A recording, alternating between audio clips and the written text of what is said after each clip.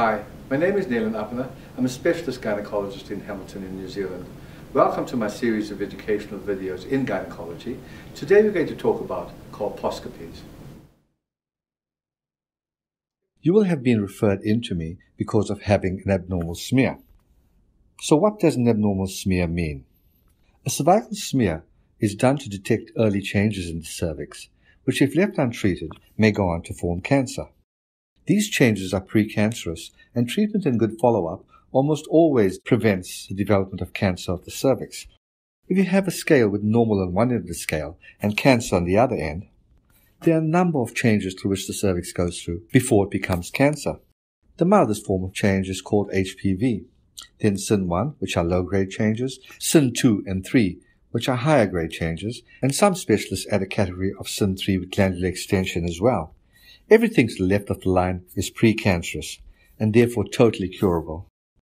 Your smear may also show atypical cells, which may mean an abnormality, an infection, or just a reaction to inflammation, or may mean that there is no abnormality. The smear report will usually say whether it favors an abnormality or not. So what does the cervix look like? The cervix is the neck of the womb. It is usually about 3 to 4 centimeters in length. It is the entrance to the womb. The outside of the cervix, called the ectocervix, is formed by thicker skin, called stratified squamous epithelium, similar to skin elsewhere in the body. The lining of the tube, or endocervix, is formed by thin columnar epithelium, which is almost transparent and looks like a grass burn, and because of this can appear quite red.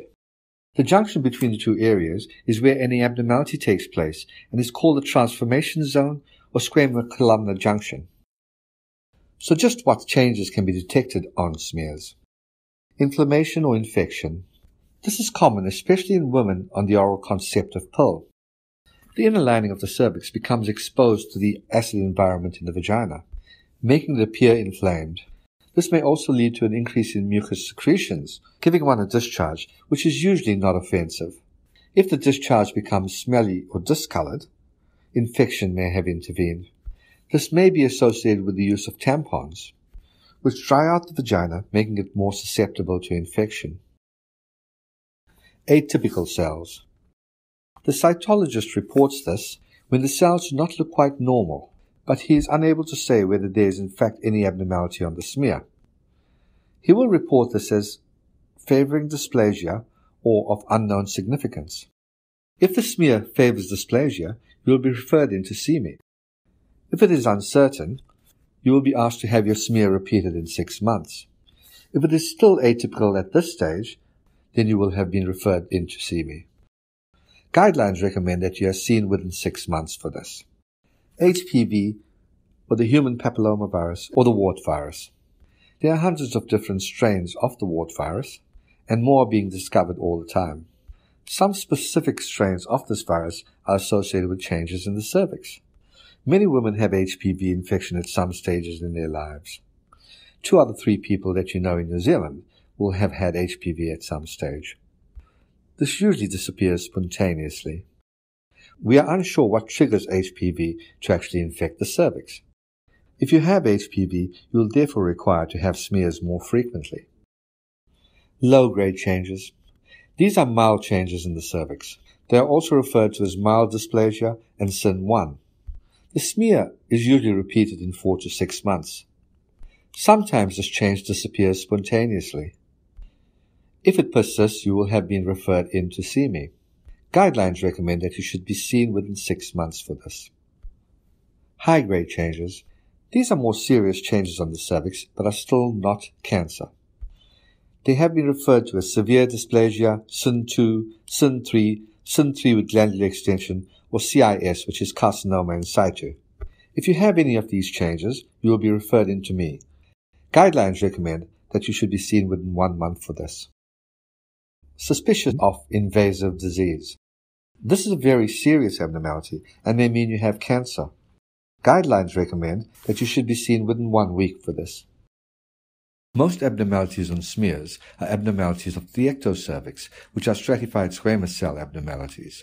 Occasionally, the smears may show AGUS, which are atypical glandular cells of uncertain significance, or ASIS, which is adenocarcinoma in situ of the cervix. These are abnormalities arising from the endocervical cells, or the lining of the uterus.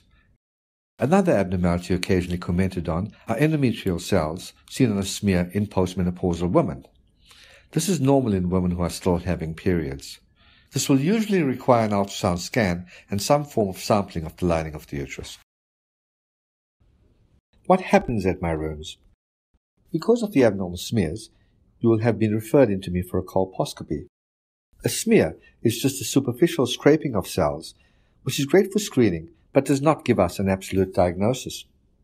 A colposcopy is a procedure during which the cervix is examined using a microscope. I also use different dyes and stains, which help me to determine exactly what the abnormality is. The procedure takes between 10 and 15 minutes. Usually a smear is taken and punch biopsies are taken.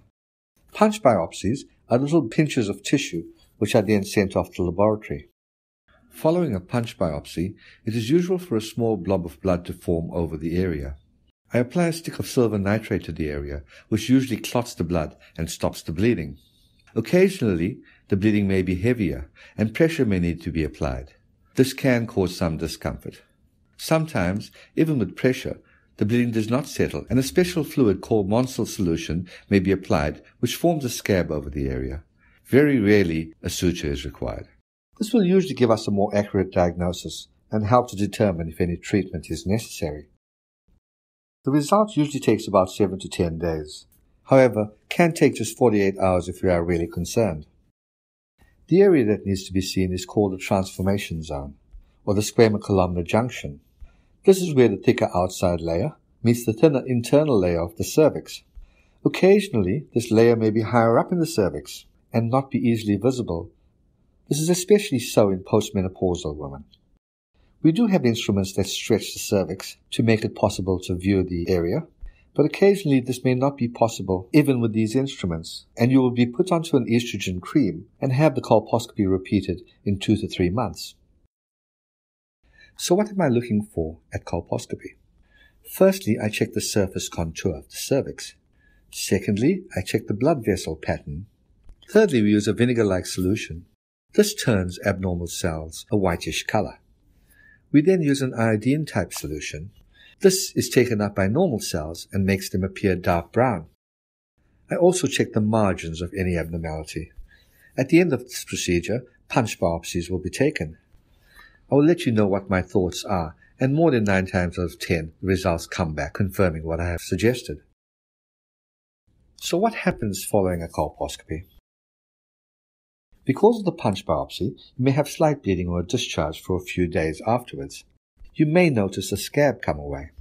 You should not have intercourse, use a tampon, or use a spa or a swimming pool until the bleeding or discharge has settled, as this may predispose to infection or bleeding.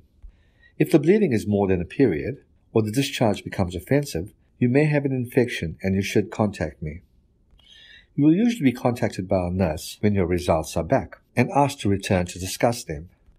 We usually do not give results out over the phone, and if you do request your results over the phone, they will be unable to do more than just give you the results. They are not able to discuss the management of these results with you over the phone. Will you require treatment? This is totally dependent on your results. Some abnormal cells will clear up completely without treatment. If treatment is necessary, it will depend on what the abnormality is, the size of the abnormality, where it appears on the cervix, and also your fertility wishes. I will discuss these options with you in some depth. How will treatment be done? I will usually recommend whether the treatment is done under local or general anesthetic, depending on how well you have coped with the colposcopy. Almost 75% of treatment is done in my rooms under local anesthetic. If the treatment is done under local anesthetic, it can be scheduled for any day. General anesthetic procedures are scheduled for the local hospital on either a Monday or a Tuesday. What are the treatment options? A SEMS coagulation. This treatment is for milder changes and involves a probe which is heated up to about 120 degrees Celsius. This is applied to the abnormal areas, destroying these areas. Other clinics also use cryotherapy, that is freezing, for the same effect. A LETS loop. LETS stands for Large Loop Excision of the Transformation Zone. This removes the abnormal areas using an instrument designed specifically for this purpose. Loops come in different sizes and shapes, which are decided on dependent on the lesion. Others use laser for the same purpose. Some types of laser treatment evaporate the abnormal area. Hence, no specimen is sent for histology. I prefer to have the specimen reviewed to make sure that everything is excised completely. A cold knife cone biopsy. This is a biopsy that is generally done under a general anesthetic in hospital and involves using a scalpel. What happens following treatment? You will usually be placed on antibiotics. These are taken for between 2 to 3 weeks after the surgery. With the Sims coagulation, a watery blood-stained discharge is common and may last for up to 4 weeks after the procedure. With the Let's Loop and cold knife cone biopsy, a small amount of bleeding is common. This should not be heavier than a normal period. You should not have intercourse, use a tampon, or use a spa, swimming pool, or have baths until the bleeding or discharge has settled, as this may predispose to infection or bleeding. If the bleeding is more than a period, or the discharge becomes offensive, you may have an infection and you should contact me. Very occasionally, for some unknown reason, some people develop what's called secondary bleeding. This can happen anywhere between 7 to 14 days after surgery, and occasionally even later. If there is heavy bleeding, you should contact me immediately for this. You will usually be reviewed 2 to 3 weeks after surgery, and the cervix will be viewed. Occasionally, antibiotics may be continued for a further period after this examination. Long-term follow-up is planned at this visit. You are usually reviewed for repeat smear colposcopy in 4 to 6 months, depending on the results. Generally, I will follow you up for 2 years before discharging you back to your doctor. The chances of recurrence are usually highest in the first 2 years after treatment. With this regime, you are unlikely to develop cancer of the cervix, no matter what stage of cancer you previously had.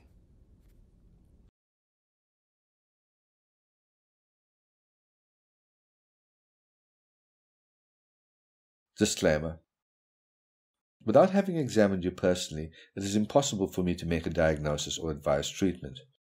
All information provided here is generalized and for educational purposes only, and decisions based on this should not be made without consulting your own medical professional. I assume no responsibility for you taking advice rendered here without me having had a physical consultation with you.